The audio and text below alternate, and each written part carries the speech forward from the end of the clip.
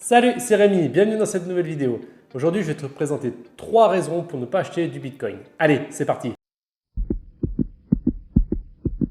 Comme toujours, je ne suis pas un conseiller financier, je cherche, je teste différentes choses et je te partage de l'information et ensuite tu es libre d'en faire ce que tu veux.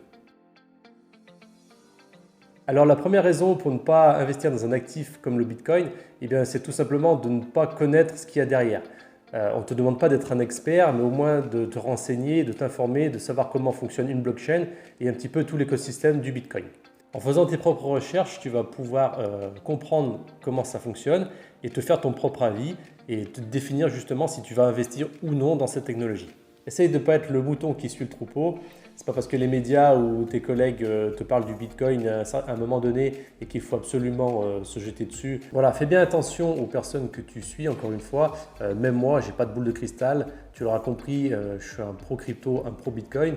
Mais voilà, je ne sais pas de quoi sera fait demain, dans quel sens vont partir les marchés. Et c'est justement ce que j'enseigne dans mes différentes formations, comment intégrer les crypto-monnaies dans un portefeuille d'actifs pour justement essayer de limiter les risques.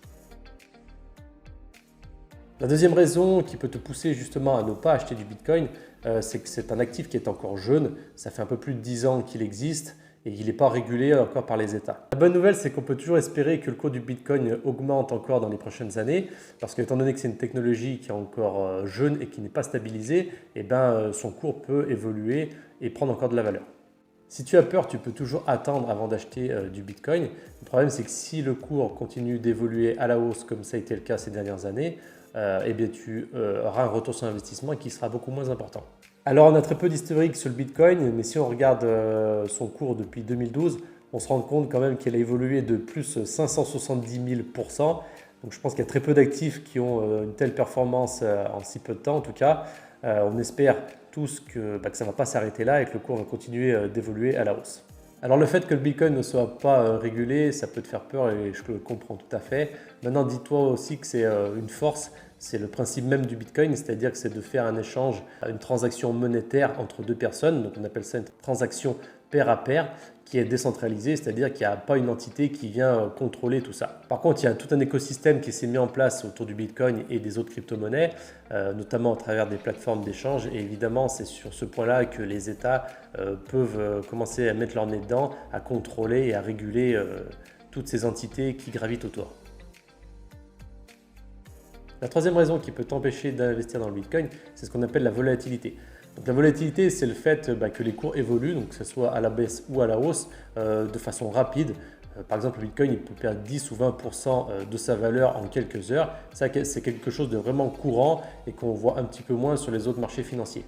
Ça fait toujours peur de voir son portefeuille qui diminue de 30 ou 40% assez rapidement et c'est justement là où il faut être vigilant.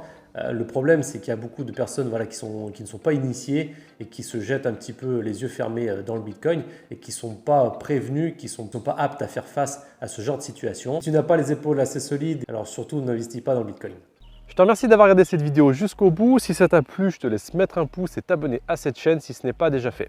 Si tu veux plus de contenu, j'ai créé pour toi une newsletter où je te partage un petit peu toutes mes connaissances et toutes mes stratégies que j'utilise pour t'aider à investir sereinement. Si tu veux t'inscrire, tu trouveras le lien juste en dessous de cette vidéo. Sur ce, je te dis à très vite. Prends soin de toi, prends soin de ton argent. Ciao!